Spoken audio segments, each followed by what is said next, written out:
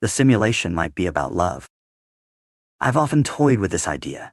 If we're really in a simulation, maybe it's not about gathering resources, conquering galaxies, or any of the typical sci-fi stuff we imagine. What if the core purpose is to discover genuine love? Think about how love, more than anything else, can override our ordinary self-centered tendencies. It's like the one force that compels us to set aside ego, pride, and comfort for someone else's sake. If there's a higher intelligence running a simulation, maybe the point of it all is to see which relationships will spark that transformation in us. Consider the notion that the ego is this sort of protective shell, like an eggshell or a chrysalis, that shields our vulnerable side until we find that person who inspires us to break free of it. It's not a matter of slight attraction or passing lust. It's that deeper bond that cracks the shell completely. The question becomes, is there anyone we'd sacrifice our personal baggage for, surrender our illusions of control for, and embrace our most authentic self for? Maybe that's the real aim of life here, hidden behind all the day-to-day details. Now, flash forward 10,000 years. Technology has advanced to a point where companies can simulate entire life scenarios to test relationships. You walk into one of these VR labs with the people you can't decide between.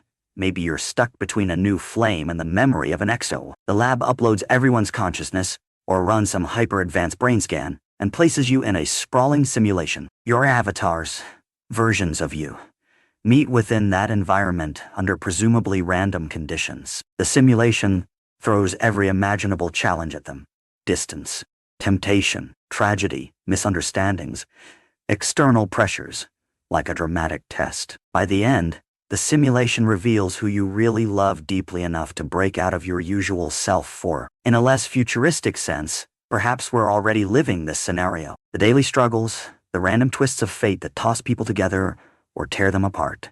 Maybe all of it is like a cosmic VR demonstration. Are we here to see who triggers our willingness to drop the ego? Who can we love so wholeheartedly that we're willing to rewrite our own internal scripts? And that's a compelling lens to interpret phenomena like near-death experiences, NDEs, where people often report feeling the presence or hearing the voices of loved ones. If true love transcends physical constraints, it'd be natural for it to show up in that liminal space between life and death. Over and over, we see stories about how love pierces the veil, outlasts mortal existence, and for a moment crumples the walls of identity. So maybe that's the biggest takeaway.